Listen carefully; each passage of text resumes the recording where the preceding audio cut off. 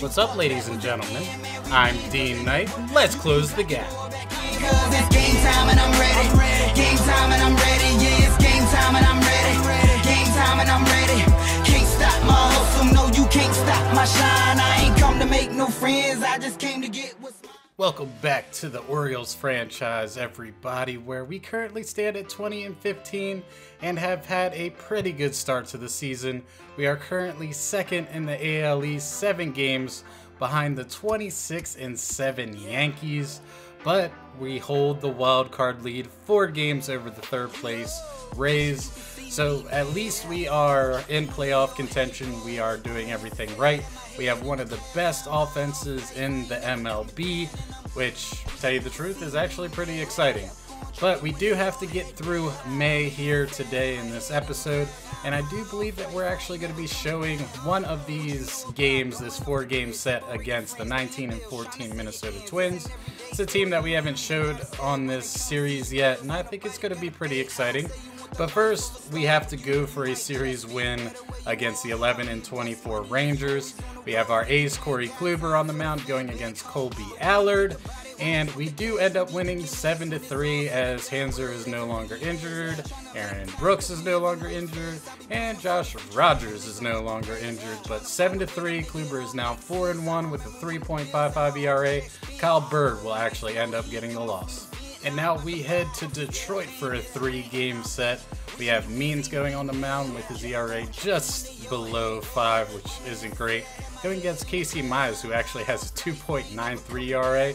The man is not getting any run support. Come on, Tigers. Do a little bit. And Means actually has a pulled groin. He's going to be out for a few days. We're going to keep him active, however. But we end up winning 2-0. Ty Block will get his 2nd win of the year. But again, his ERA has exploded this year, just not having the Ty Block season we're accustomed to. But Casey Mize will get his 3rd loss. And now we head to the 2nd game and hopefully can get a series win here against the Tigers. We toss out Julio Teheran and his 3-2 record, going against Michael Fulmer, who is 3-3 with a 2.53. Tigers have no offense. That is why they are 12-23, and we do end up beating them 2-1. Teheran will get his 4th win of the year, Michael Fulmer with his 4th loss. And now we look for the series sweep in Detroit as we toss out our 4-0 Gabriel Yanoa with a 2.02 ERA against Franklin Perez, who is 0-5, 6.82 ERA. Should be able to get that win. However, we do not. We end up losing 5-4. Dylan Tate will get a loss, and Daniel Stump actually pitched 8 strong, well, I mean, he probably didn't pitch 8 strong innings to get this win, but he has 8 innings with a 0 ERA. That man is on fire. Maybe a little bit of trade intrigue there, because I'm interested. And now we head back to Baltimore for a 10-game homestand. Now the big thing for us is we're not very good at home. We're actually 8-10 so far through the year. Not good. We need to be able to win in front of our fans.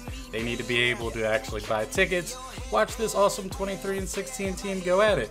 But first, we have a 3-game set against the Los Angeles Angels. We are putting David Hess on the mound versus Jaime Barrera, and we end up winning 5-2 as John Means ends up actually getting the win coming off a relief.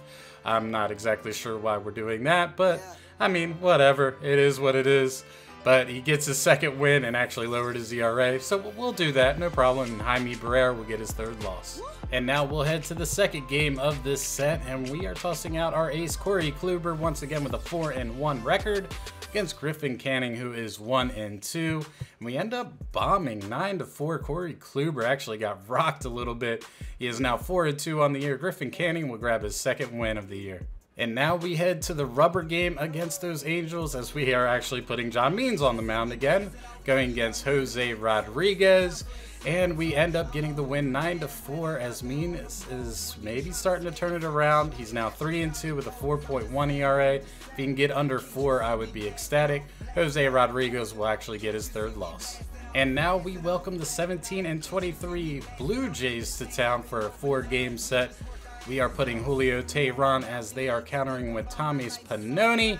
And we end up losing 1-0. Our offense was nowhere to be found. Pannone pitched a great game, ends up getting his 3rd win of the year, and Teheran will actually get his 3rd loss. And now we head to game 2 as we are putting Gabriel Yano in his 4-0 record against Logan Allen. And we end up winning 2-1. Gabriel Yano is now 5-0 with a 2.2 ERA, having a Cy Young type year to begin this season, which is perfect. Logan Allen will actually end up getting his 5th loss. And now we look for at least a series split as we put David Hess in his 3-3 record going against Forrest Whitley. At least Hess's ERA is under 5 at this current point, but nothing like the magic he had last year. And we end up winning 5-1. Hess will now be 4-3 on the season. Forrest Whitley will be 2-4. Now we look for the series win as we put our ace once again, Corey Kluber, on the mound with his 4-2 record against Sean Reed Foley, who has nearly an 8 ERA. And we do end up winning 7-0, but the Giants are offering us a trade, and they want to give us Ryan Howard, the shortstop, which we have plenty of shortstops, and no, 27C, no, I think we will skip on that. But we do end up winning 7-0. Kluber will get his 5th win of the year, but his ERA has kind of started creeping up a little bit, so we want to keep that in check. But we did end up beating Sean Reed Foley, and at least we got the 3-1 series win. And now we welcome the first place New York Yankees, who are 32-11 and have one of the best pitching staffs in all of baseball compared to one of the best offenses in Baltimore. This should be a very exciting weekend series. Hopefully we're able to actually take 1, if not 2. I mean, if we could sweep them, that would be even more huge, but we're at home and we kind of underperform at home. But the first game here on MLB Network is going to be John Means going against James Paxton, who is 6-1 with a 2.17 ERA. Not necessarily fair, but we end up losing 4-1. Means will get his 3rd loss, but didn't pitch terrible, and James Paxton will actually get his 7th win. And now we head to game 2, where we sit 6.5 games behind the Yankees. I mean, we're 28-19. We are a really good team, but the Yankees are 33-11, 22 games above 500. This team is scary, but we are putting Julio Teheran going against Masahiro Tanaka, who's actually must be the weak link in the rotation. He's 0-3 with a 5.19 ERA. And we end up losing once again as Josh Rogers has a pulled leg muscle down there in AAA. We lose 6-2. Teheran is now 4-4 with a 3.48. Tanaka, who's always pitched against the Orioles good, is now 1-3 with a 4.73. And now we look for at least 1 here in Camden Yards, but we already know the Yankees have probably taken over Camden Yards anyway, because they always do if you know anything about Baltimore. We are 28-20, 8 games above 500. We're a good team. We are putting Gabriel Yano in his 5-0 record going against Severino, who is 5-1. And they both have pretty equal ERAs, so this should be a very good game. And we end up getting swept by the Yankees because the Yankees are just that good. We end up losing 8-4. Gil Martin will have his 1st loss of the year, but his ERA is intact, and Severino will get his 6th win. And now we head to Tampa Bay, who is the 3rd place team in the AL East at a 22-26 record. But we had a lot of problems with the Rays last year. They're still a good team, so we don't want to get ahead of ourselves. But 3 game set here in Tampa. We're tossing out David Hess in his 4-3 record going against Tyler Glasnow in his 2-3 record. And we end up losing 3-2 because the Rays, just for whatever reason, have our number. Ty Block will get the loss and Dominic Leone will get the win. And now we head to game 2 as we put Corey Kluber to try to end this 4-game losing streak against Ryan Yarbrough. And we end up losing 2-1. The Rays just have our number. It's insane. And Kluber will get his 3rd loss of the year. Ryan Yarbrough will get his 4th win. And now we look to at least try to get 1 as we counter with John Means going against Yanni Chirinos. And the Rays looking to get back to 500, and they're really closing up on us here in 2nd place. And we do end up winning 11-5. Means will get his 4th win of the year. His ERA still north of 4. So we really need him to get that down, especially as our number 2. Chirinos will end up getting his 4th loss. And now we head to Minnesota for a 4-game set. This is the Showcase Series. We are going to be showing the second game of this series because I really want to watch Gabriel Ynoa, who is 5-0, 2.41, go against their ace pitcher Jose Brieros, who is 3-3 with 3.34. And this is actually a very important series, even though it's still early in the season. But this is the second place team in the wild card standings. They are 1.5 games behind us, so hopefully we're able to put a little bit of distance, because we're going to see them probably once more in this season, and might have to end up facing them in the wild card, which could get awfully interesting. But we do have Tehran going against Randy Dobnak here in game 1. Tehran is 4-4, Dobnak is 3-4, but Tehran has the better ERA. Dobnak is 6.17, so hopefully we can get a win here in game 1. And we don't. We actually end up losing 4-2. Tehran will get his 5th loss of the year, and Randy Dobnak will get his 4th win. And now we are heading to our showcase game, which is going to be Ynoa versus Berrios. And honestly, the Twins are only a half game behind us at this current moment, which is not good. But they're a very good team, very young team. I think it's going to be a very good matchup for us. We have Gabriel Ynoa going against Jose Berrios, 5-0 versus 3-3, 29-24 Baltimore Orioles going against 27-23 Twinkies. Let's jump into the game and see if we can get a win.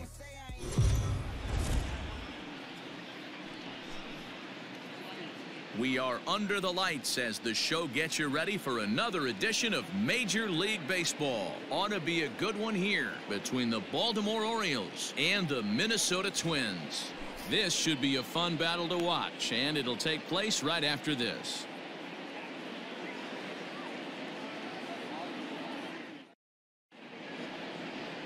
Jose Berrios will be on the bump for game 2 of the series. What do we need to know here, Danny?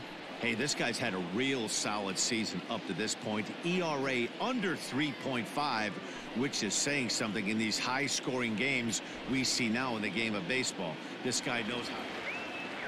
Into the windup. Here comes the 2-2 pitch. Popped him up. Scope is there. And that's the first out of the inning. And now the starting lineup for the visiting Baltimore Orioles. Thoughts, Dan? Who stands out? Well, a lot of this offense runs through the Moose, Mike Moustakas. He's got great power. I love watching a guy could take the ball to the opposite field. The 2-2. And a fastball blew it right by him, and they're 2 down. Talk about blowing it by a guy. Geez, I mean, that fastball was way behind him when the swing came through the zone. I have to think he was looking for something off speed, and he just couldn't pull the trigger on that fastball.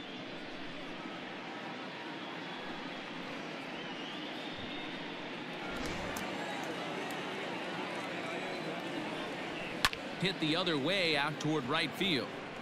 Puig is there, and he'll make the catch to retire the side. 1, 2, 3 go the Orioles. The Twins coming up. No score. Gabriel Ynoa gets the ball for the Orioles in this one. What's your take on him, Dan?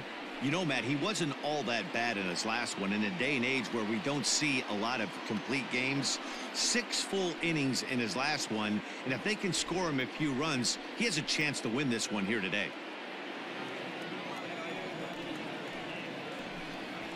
And he takes ball 4, so the leadoff man is on here in the home half of the first in a scoreless ball game. Now the 0-1. Ground ball sent back up the middle. Oh, beautiful dive on to first, and they turn the double play.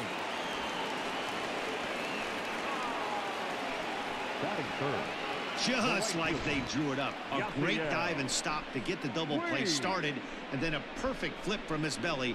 Add this one to the highlight reel.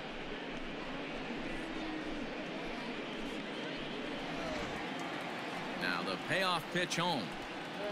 And he lost him here on 3-2 as that pitch misses. It's ball 4. On a line, that's a base hit into left field.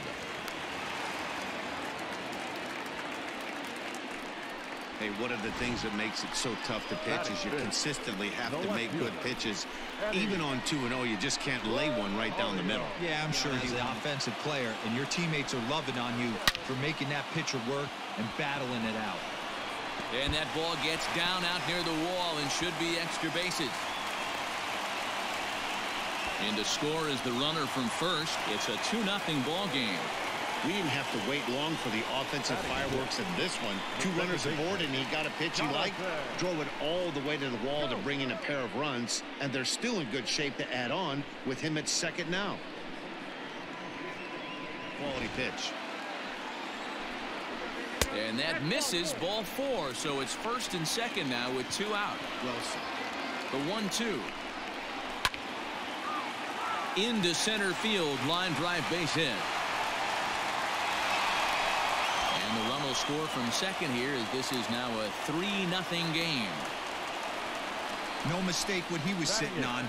Fastball, middle of the plate, kept his hands back, stayed through the baseball, and delivers a hard hit line drive.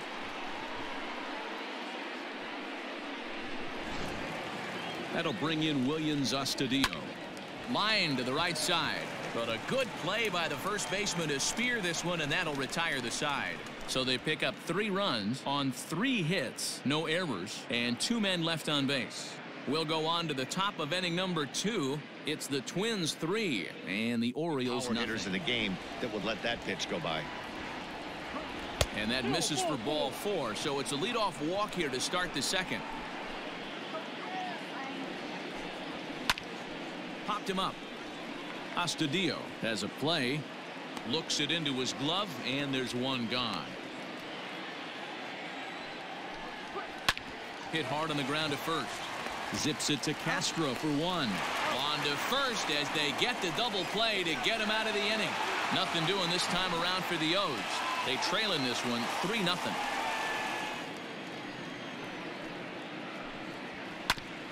Grounded back up the middle. And a base hit, so the leadoff man is on to begin the inning. Hey, he had a rough first inning, and now the leadoff single to start the second does not bode well for this pitcher.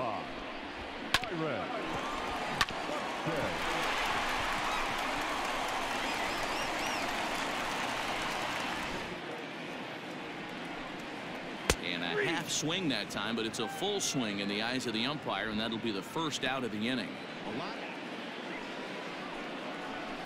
This is line to left. And that'll get by and on through towards the wall. And he's safe. There's no question he's been struggling at the dish lately, trying to do anything to get himself going. So he's got to feel pretty good after that double. Not to take anything away from him, but I think I could have probably hit that pitch. Yeah, that's one of those gift pitches.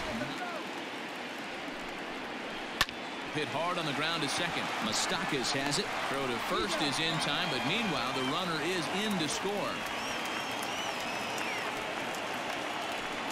That grounder was hard hit, and sometimes the runner at third will have to hold on a ball like that, but he was off on contact, and they opted to take the out at first instead.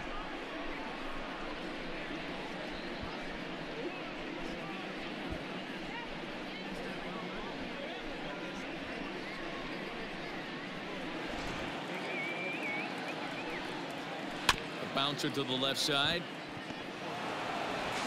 On to first, and that'll do it as they manage to not let this inning get out of hand. Twins forced to settle for 1. We've played 2 full. It's the Twins 4 and the Orioles nothing. Welcome back to Target Field, home of the Twins, who've proven to have one of the best pitching staffs in baseball this year. Entering the day, they rank in the upper echelon of several pitching categories, and that doesn't go unnoticed around the clubhouse. One of the position players told me, our pitching staff has a calming influence on the entire team. We know they're going to keep us in games, and flat out, they just get the job done. And that helps everyone play more relaxed and confident. And the payoff pitch. Oh, and this one is hit a ton out to center. Racing back the center fielder. Out of here to the deepest part of the yard.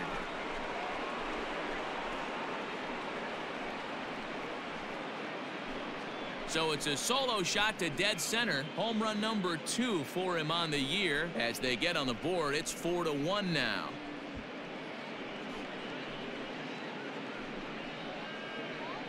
Only the first hit of the night, but it was a big one. He absolutely punished that mistake, and you have to wonder if that will open the floodgates a little. Next to bat, Orlando Arcia. As he'll lift it up in the air. This is back behind second. Here's Scope to make the catch, and there's out number 1. Hitter to get on base with the top of the order looming. Checked his swing there, and did he go? No, he did not, says the third base umpire, so it's ball 4. The center fielder, number 6. He almost got him to commit there. As we take another look at it in slow motion, he comes awfully close to breaking that plane, but he was able to hold back. Strong wrist, and he gets a trip to first because of it. From the stretch. This is hit high in the air out toward left center. Buxton is there to put it away, and the runner will be forced to retreat back to first. Bounce towards the second baseman. Throw in time, and the side is retired. Orioles get a run thanks to the long ball. Bottom of the third coming up. It's the Twins 4 and the Orioles 1. Back to the bench. Popped up. Mancini is there for it. Makes the play, 1 away. And now with that, we'll give you a quick look at our current standings in the AL East. Go.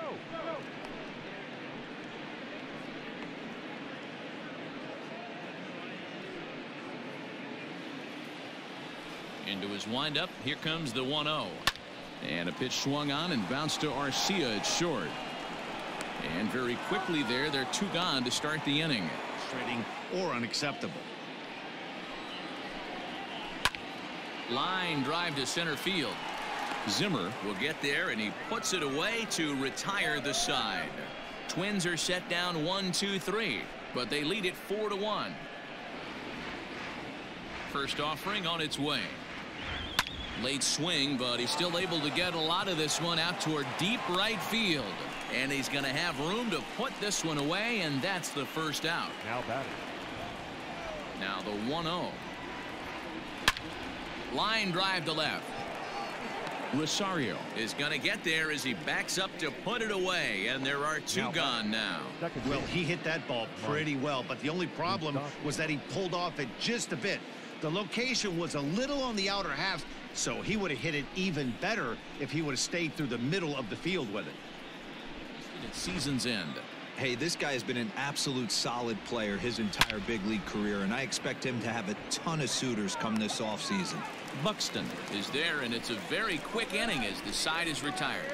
3 up, 3 down for the Orioles, and this is still a 4-1 ball game. 2. Hit on the ground to third. He's got it, and there's 1 down now. Plan from the offensive standpoint today coming into this one was they were going to work the counts. They've been super patient at the plate in the early goings of this game, and they've got the lead looking for more. In time to first, and there are 2 away. Got to be careful with this guy here. He can really handle the bat. Even though they're 2 outs, he might try to drop one down for a base hit. A diving try, but he can't haul it in. It's through for a base hit. Dan, after that base hit, he's extended his hit streak to 9 games, and you know he wants double digits. So here's Starlin Castro. Pitches a cold strike. The throw is going to be far too late. That's a stolen base. That's pretty savvy base running, right? A lot of pitchers don't throw over twice in a row, so I think. 1-1. Skied in the air to straightaway left. And he'll get there in plenty of time to put this one away, and that ends the inning. 1 left for Minnesota as they hold on to a 4-1 lead. Now here's the pitch. Got him. That swing tells me he was really trying to get a pitch out front and rip it down the line, but that wasn't a great pitch to do it on. It's really not the best 2-strike approach either. Have to be leery of that right there and take pull side away. That'll keep you on all stuff, fastballs and the off speed. And a fastball swung on and missed as he just reared back there. 2 away. I really liked it. He gave up nibbling out of the zone trying to get him to chase. That wasn't working, so he just reached back and popped him up. And Castro will make the catch, and that ends the inning. 1, 2, 3 go the Orioles. They trail it 4-1. Hit well on the ground to first. And he'll step on first himself for the out. The next 3-2. There's a swing, and he sends a ball high in the air into left field. A ball that's carrying. On the warning track, he makes the catch. Guy with massive power, letting it eat. A swing and a miss as he chased with 2 strikes, and that will retire the side. Down go the Twins in order, but they lead it 4-1. Now the 2-1. Grounded to short. Castro has it. Throw to first gets him, so the leadoff man's retired here to begin the 6th.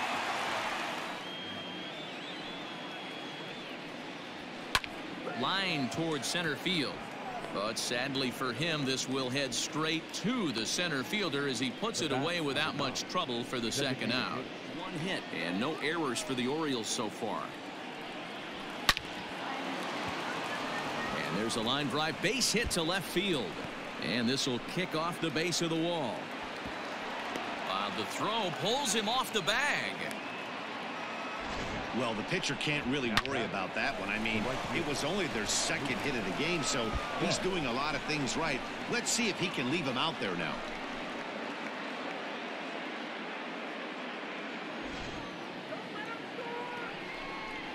And looked like he jammed him that time a bit as it's hit in the air to center field. And he dives to make a spectacular catch. What a play there to end the inning. Worth a second look here, as this is a beauty to end the inning. We're back with more on this Saturday night after this. Hunter Harvey will come out and take the ball here as he'll be making his 15th appearance of the year. Hunter Harvey. He had this guy in the ropes, but now he let him right back into this at bat. Fastball swung on and missed for the first out.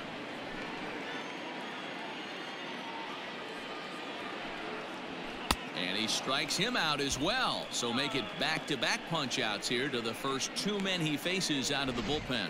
No problems for him on the mound since he's come out of the pen to start this inning. That's back-to-back Ks, and he's making it look pretty easy. This has the makings of a good outing so far.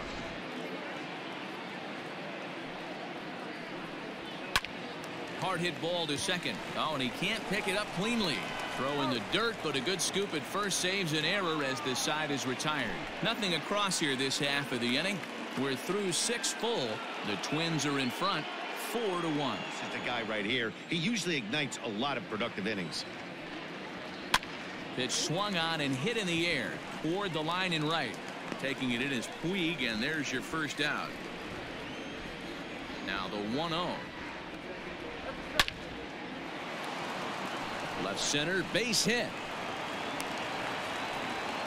You know, D-Roll, there's been some great pitching in this one so far. After that knock, that's only the 3rd hit of the game, and we're getting... First pitch on its way. Hit on the ground to third. Scooped up, one there. On to first, it's a double play. As their woes continue, the inning is over. Around the horn they go. 5-4-3 to end the threat. Back with more on this fine Saturday night following this.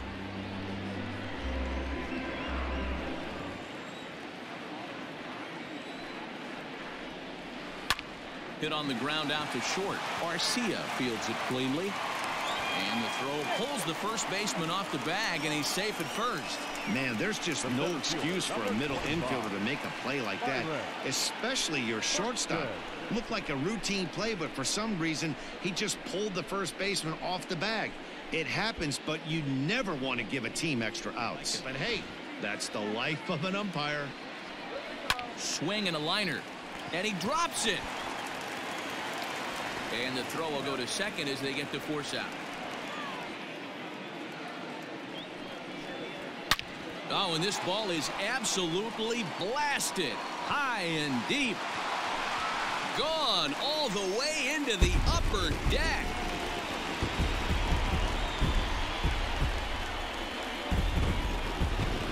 So a two-run shot to left center. 6th home run on the season for him. And it's now a 6-1 ball game.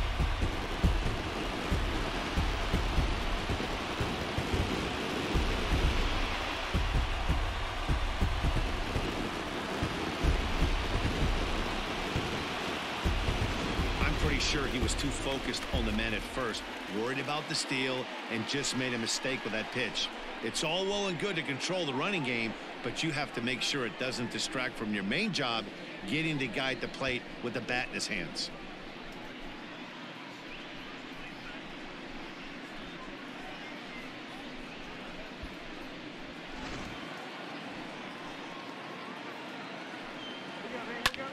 Swung on, and this one's driven in the air as well to deep right field, and he will run this one down. A good read off the bat for the second out. Now batting.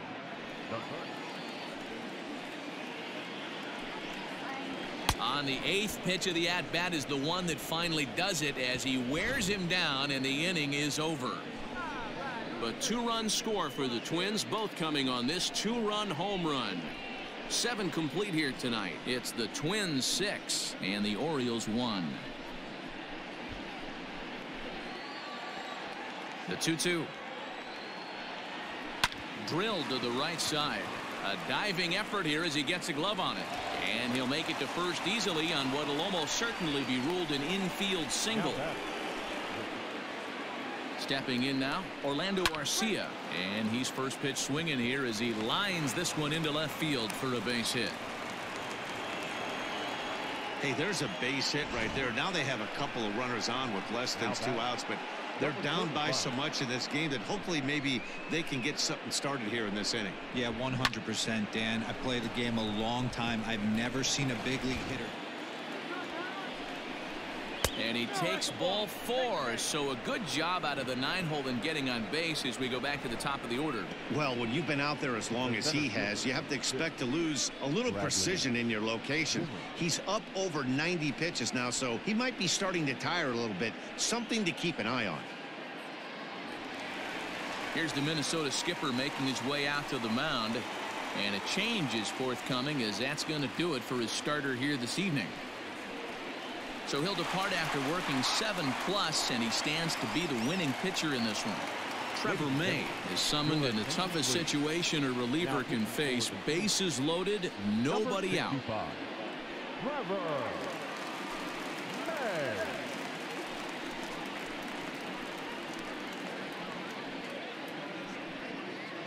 Nasty stuff.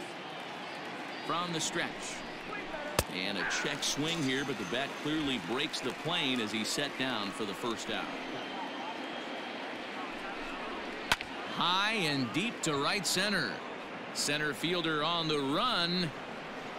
He gets there to make the catch, but this should bring home a run as the runner tags from third. And they show a little life here as the lead shrinks to 6-2 now. That's a spot right there as a pitcher where you'll trade an out for a run anytime. Bases loaded and only 1 run scores on the sacrifice fly.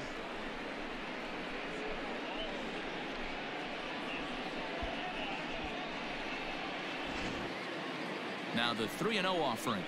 High in the air out to center field. Buxton is under it, and he makes the catch for out number 3. Orioles settle for 1.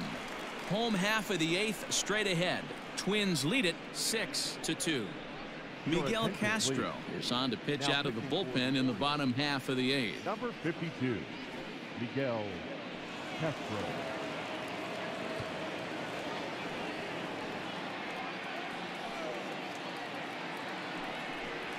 And oh, he can't get out of the way of that one, so the leadoff man will be on to open the frame. Yeah, it was the 1-0. He's running. This one is launched. Look at this. gone into the home bullpen for a home run.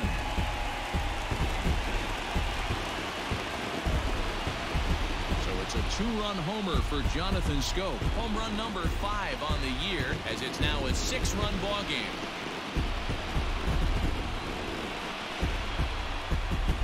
Wow, that's what a pitcher gets for not putting what he thought was a bad call in the rearview mirror. I think he was still fuming and didn't get the pitch where he wanted it. The result? A reason to be even more mad. At the plate, Royce Lewis. The designated hitter.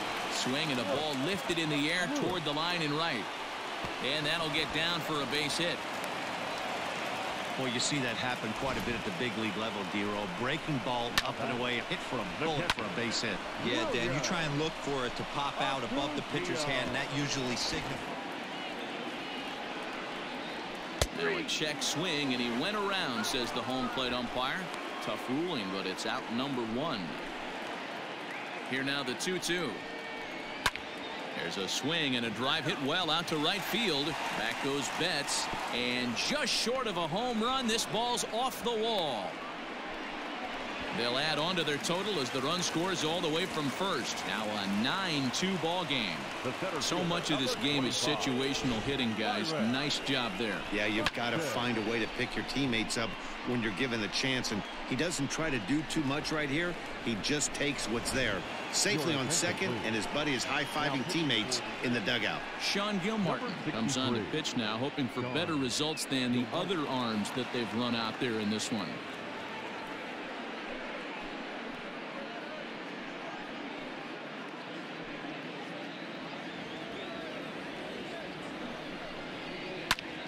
Hit sharply on the ground, and that's through into center field. Base hit.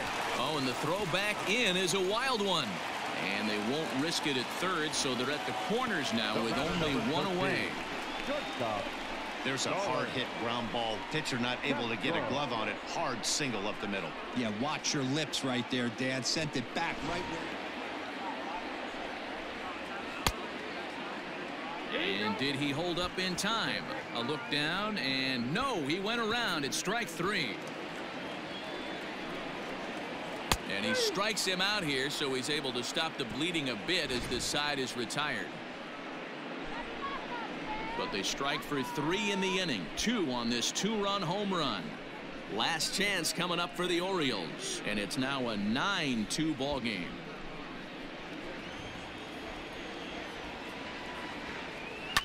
Lifted into the air out towards center field. Center fielder on the run. He can't get there as it falls in. Dan, right here you see a situation where no doubles defense comes back to bite you. As a pitcher, are you even aware when guys are playing a foot off the track? I'll be honest with you, D-Roll. You're so... And he wasn't going to hit that one with an or. The strikeout, and there's 1 gone. Well, his struggles continue. It's been a rough go of it at the plate with him, and watching this at bat, it's clear to me that his rhythm and timing, they're just all off. Even as a pitcher like I was, you could tell these things and exploit. Into the box now, Renato Nunez down the third baseline. Fielded cleanly to second for 1. On to first, and he rolls a double play ball to end it here as this ball game is over.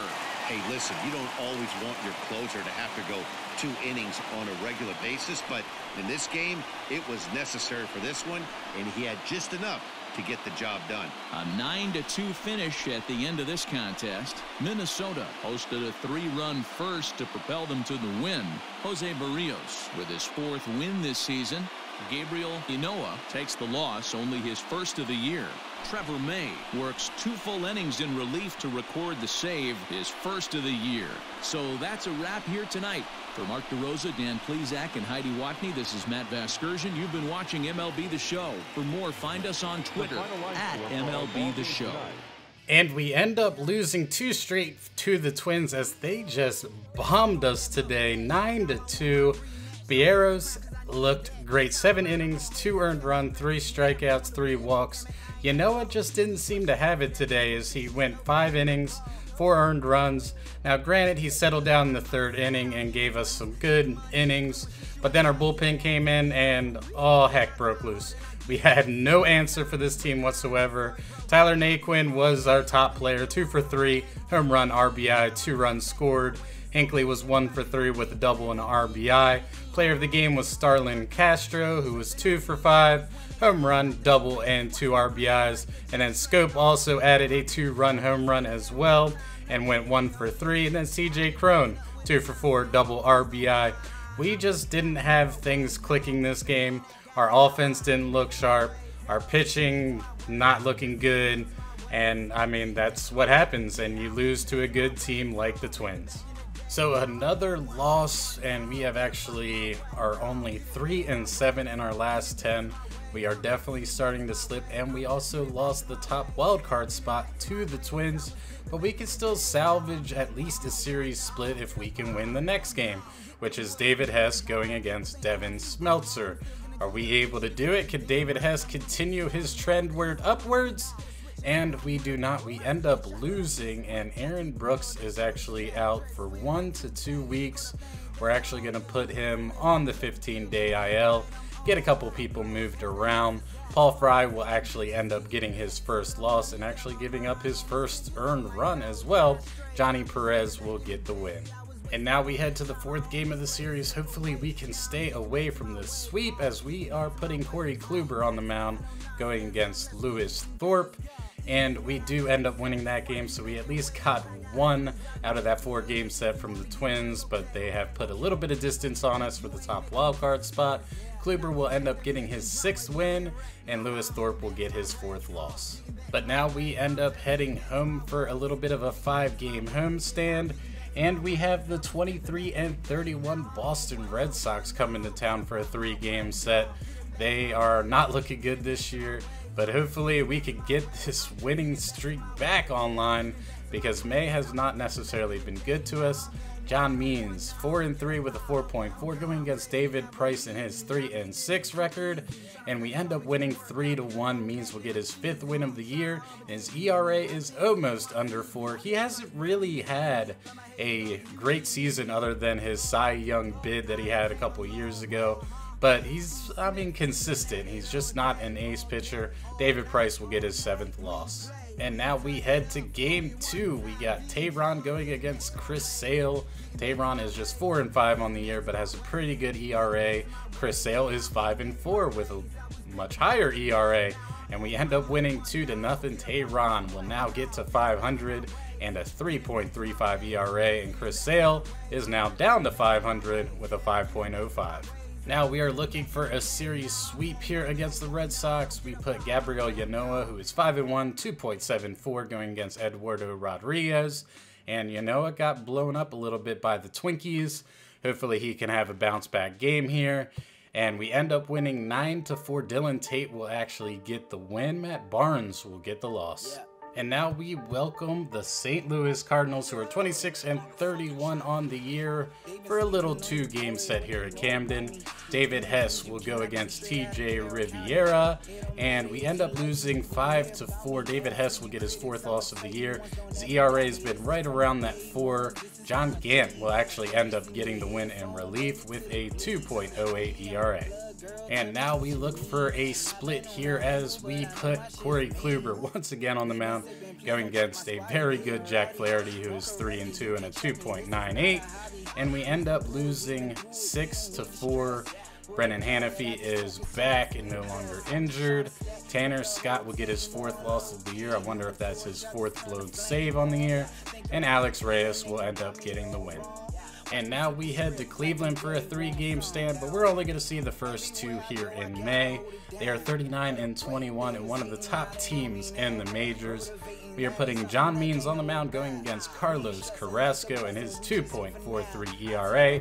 And we end up losing again, 8-4. Means will get his 4th loss, and Dylan Bundy out of relief will end up getting his 3rd win. He is 3-0 and a 2.91 ERA. Why couldn't he do that for us?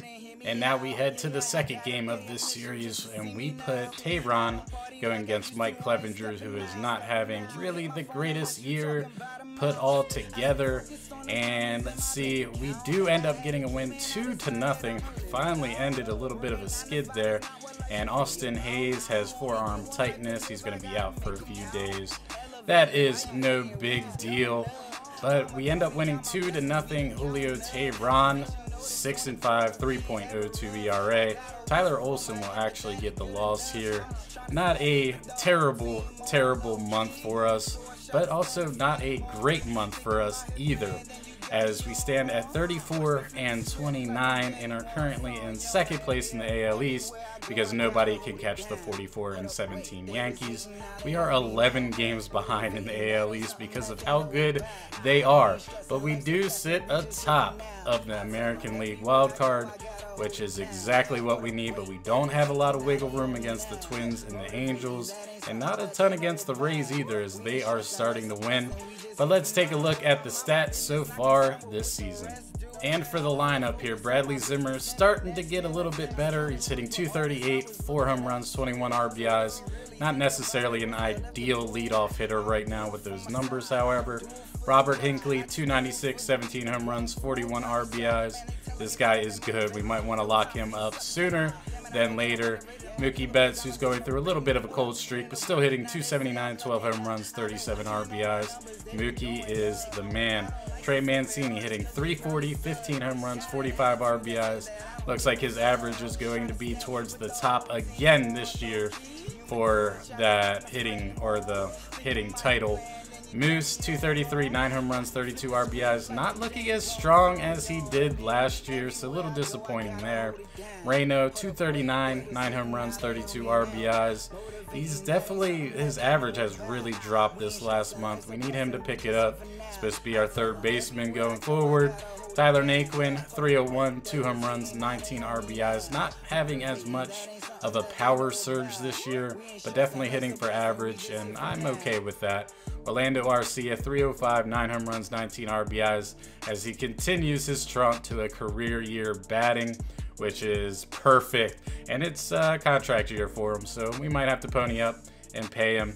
Adley Rutschman, .236, 6 home runs, 33 RBIs. He's doing much better, starting to get those solid at-bats back. We still have yet to watch him actually get a hit, but you know, that's besides the point. Rio Ruiz, .209, home runs, 6 RBIs, kind of what I expected. But again, we wanted Trey Mancini not to have to play every game this year. Dwight Smith, .265, 5 home runs, 12 RBIs, and 68 at-bats. That's very, very good. So maybe we need to get him into the lineup just a little bit more. Hanser, .250, home run, 10 RBIs, and 108 at-bats. Nothing too crazy there for him. Kind of expected his average to be a lot better. Francisco, .263, 3 home runs, 8 RBIs, and just 38 at-bats. He's really starting to hit the ball, and he might actually have to start splitting time with Adley, because, I mean, Adley is our catcher of the future, but Francisco is not backing down from this competition. As for our pitchers, our rotation has been pretty decent at this current moment, starting with our ace Corey Kluber. He's 6-3, 3.66 ERA, and a 1.29 whip. Kind of seems like every time we're struggling, he goes on the mound, gets a win. It's what we need. John Means is 5-4, 4.44 ERA, 1.35 whip. Again, whip is good. ERA just it just can't get under 4 for whatever reason after that year where he was flirting around with 2. Julio Teheran, 6-5, 3.02 ERA, 1.13 whip. He's having yet again another solid season. Yanoa, kind of our surprise of the season so far, 5-1, 2.91 ERA, 1.34 whip. Whip, not as good as his ERA is right now, but I mean, he's doing everything he needs to do to get these wins. Very excited for that young man. David Hess, 4-4, 4.37 ERA, and a 1.41 whip. Just still hasn't been able to rekindle the magic he had last year, but it's not bad by any means. I would love to see that ERA come below 4. Ty Block, he's starting to get a little bit better. His ERA was ballooning there, but he's 2-3, 5.65 ERA, 1.65 whip. It's really the whip that's killing him. He's just allowing too many base runners. Kind of seems like he's struggling with walks this year. Hunter Harvey, 0-2, 4.7 ERA, 1.41 whip. Again, we watch him, he does fine, but he just can't seem to get the sim stats that we're always looking for. Paul Fry is having a really good year. He's 3-1, 10 1/3 innings pitched, .87 ERA and a 1.45 whip. Great ERA. I think Hyde needs to utilize him just a little bit more. Castro in 10 innings has a 9 ERA and a 1.9 whip. Not looking strong. It kind of seems like he's been regressing the last couple of years. We got to keep an eye out for that. Dylan Tate, 2-1, 1.93 ERA, 1.14 whip. He's having a good, strong season. He says, I don't want to be set back down in the minors. I am a major league pitcher. Sean Gilmartin's actually doing very well. 1-1, 13 1/3, 2.7 ERA, 1.05 whip.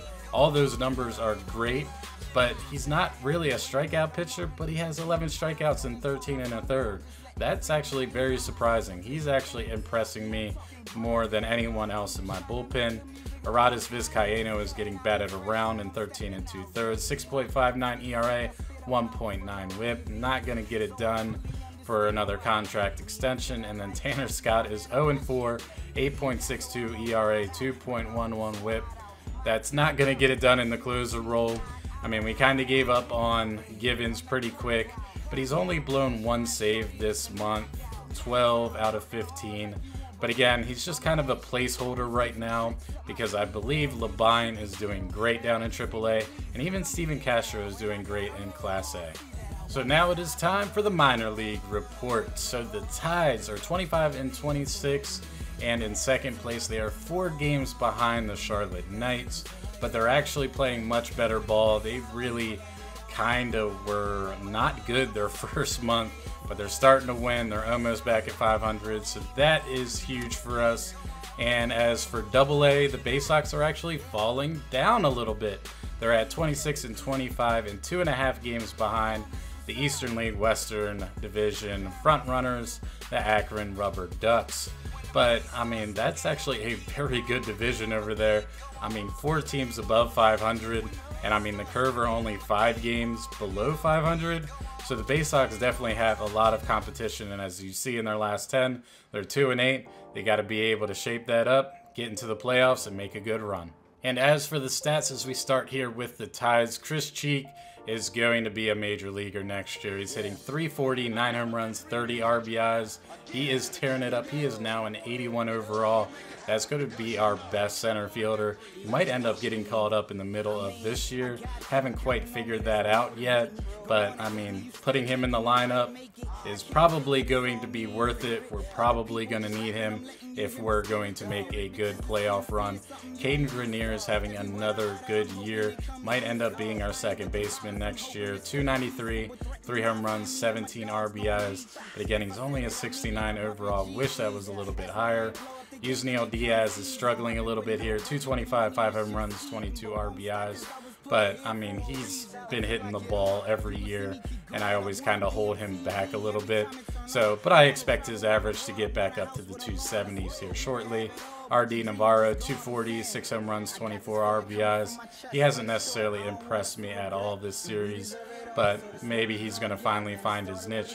We have so many good outfielders anyway, good young outfielders.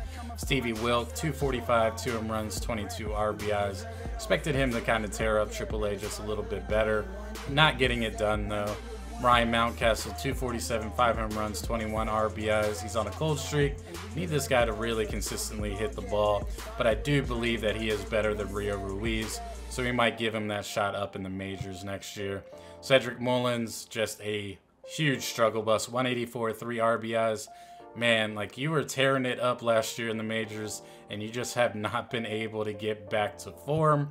Walker Jean, 245, 14 RBIs, no home runs. Nothing bad there with him, but I think Caden Grenier is actually looking a lot better than Walker Jean at this current point. Austin Wins, 199, home run, 9 RBIs. Again, he's probably not a major league catcher at this point, but he's good depth piece at least. Bruce Maxwell, 136 and 44 at-bats. Not getting it done. Richie Martin's actually playing a little bit better. 238 home runs, 6 RBIs. Probably has a crazy amount of steals too. JT Riddle, 243, 2 home runs, 13 RBIs. Not bad there, but a good depth piece, just not really a starter. And then DJ Stewart, 202, 2 home runs, 7 RBIs, just not hitting the ball like he should be. As for the Bay Sox, we need to make some room on AAA for this guy. Orlando Bautista, 302, 5 home runs, 16 RBIs. He definitely needs to be up in AAA and showing us what he can do. Devlin Granberg not playing well at center field, 144, 3 home runs, 10 RBIs. But again, he's kind of thrust into that because of Austin Hayes being on the shelf currently. Santander, 303, 1 home run, 22 RBIs. Only if he was as good as he is in real life. Gustavo Sandoval, 240, 4 home runs, 23 RBIs. Nothing too bad there for a third baseman. Logan Wyatt, 235, 5 home runs, 19 RBIs. He is developing very, very nicely. He still has a way to go in overall to even see kind of AAA. Sergio Fiera, 237, home run, 11 RBIs. Expect him to hit the ball a little bit better, but his overall is really shooting up. He's starting to make a lot of noise to possibly be our second baseman or shortstop going forward. Reinheimer, 243, or 253, I should say, 2 home runs, 13 RBIs, nothing crazy there. Anderson Feliz, he was in AAA and actually didn't do too bad, but down here in AA, 208, 3 home runs, 19 RBIs, getting regular playing time. Not happening. He's struggling a little bit. Yamashita, 185, 3 home runs, 7 RBIs. Not necessarily a good contact hitter, but power. You can kind of see that in his numbers. Martin Zager, 189, 2 RBIs, nothing crazy there. Brett Cumberland actually tearing it up in 35 at-bats, 314, 6 RBIs. Okay, I'm paying attention to you, Cumberland. Guadalupe Valdez, 286, 2 home runs, 4 RBIs. He's definitely making a very strong case to be playing at second base at this point. And then Austin Hayes was actually struggling before he went down with the forearm tightness. 216, 6 home runs, 24 RBIs. And now for the pitchers, starting here with the Tides. Josh Rogers, 4-1, 3.23 ERA, 1.42 whip. That whip is a little bit high, but obviously stranding a lot of runners, so good for him. Grayson Rodriguez is 2-6, 3.71, 1.43. Not as dominant as I was hoping he was going to be, but I mean, that ERA isn't bad. It just seems like he's getting no run support. Blaine Knight, who kind of got thrust into our starting rotation because of Aaron Brooks' injury. He's 4-0, 5.44 ERA, 1.57 whip. Not a great ERA, but again, he was our long reliever. So maybe a couple starts here, and maybe we'll see what he's got. DL Hall not looking great up here in AAA this year. 4-5, 4.7 ERA, 1.68 whip. Really need this guy to really come on. He's supposed to be one of our young pitchers going forward. Raul Alcantara, 3-3, 3.30 ERA, and a 1.31 whip. Solid numbers for him. Maybe we end up giving him a shot up here in the majors shortly. Chandler Shepard, 3-3, 4.64, and a 1.38 whip. Again, not a great ERA, but his whip is decent. So, seems like he's doing what he needs to be doing. Edebray's looking sharp, though. 0-1, 2.05 ERA, and 1.25 whip. Maybe he's finally figured out how not to walk everybody, but look at the strikeouts per innings. 36, and he has 26 innings pitched. This guy has some nasty stuff. Joey Gerber actually looking good up here in AAA. 2-1, 2.95 ERA, 1.13 whip, and 21 1/3. So maybe he's starting to pour it on a little bit. Yacobonis is 0-2, but 1.86 ERA and a 0.93 whip. That's actually very surprising for a 69 overall up here in AAA. Numbers are looking great for him. Jose Mesa, 1-0, 2.77 ERA, 1 whip. As you can tell, our bullpen is young, and these guys are about to be ready to be up in the majors because these guys are pitching great down here in AAA. Evan Phillips, 0-0, 2.25 ERA, 1.31 whip. He might be ready to come up as well. I mean, those are just fantastic numbers. And then probably the best one out of them all is Gordon Labine. 3.06 ERA, 1.02 whip, but 16 out of 17 saves. This guy does not blow saves, and he's pretty much showing that he is going to be our closer next year no matter what. As for the Bay Sox, Luis Ortiz is 5-4, 3.29 ERA, 1.3 whip, looking sharp, doing everything he needs to do to get back up into AAA. Luis Gohara, 1-1, 3 ERA, 1.32 whip. Maybe finally starting to turn the corner, get up into AAA and surprise me, but I don't know if I want to continue to pay him almost $1 million to be down in AA. Diego Perez is 4-2, 2.04 ERA and a 1.36 WHIP. He is looking phenomenal in 53 innings so far. Derek Switzer isn't looking bad either, 9-1. 2.11 ERA and a 1 WHIP in 76 2/3 innings pitched. Definitely looking strong. And Zach Lothar, 1-5, 4.53 ERA and a 1.45 WHIP. Probably not necessarily should be in our starting rotation because he is definitely struggling. As for the bullpen, Brennan Hanafy is 0-5, but a pretty good ERA, 3.47, a great WHIP at 1.16. Obviously just getting the short end of the stick there without a win. Alex DeJesus, 2-2, 3 ERA, 1.37 WHIP in 26 innings, or 27 innings. So he's looking sharp as well. He's more of a starter, but he's in the long reliever role. Archie Terrell, 0-1, 3 1/3, 13.5 ERA, 2.1 WHIP. He got called up because of some injuries, but not looking like he should be in AA at this current moment. Lou Rice, 2-0, 4.63 ERA, 1.59 WHIP. He's got a little bit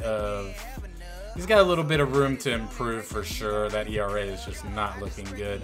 Ben Heller in 8 2/3 has a 1.0 ERA and a 1.85 WHIP. Great ERA. That WHIP is a little bit scary though. We need him to get that down ASAP.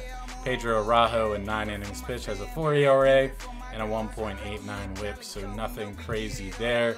Cody Carroll has only pitched 2 1/3, but hasn't given up a run and a .43 WHIP, and he's kind of in the setup role at this current moment. Maybe he'll get a couple more innings if they stop winning 2 games out of 10. So maybe they need to really kind of float around a little bit. And then Steven Castro is looking really, really good.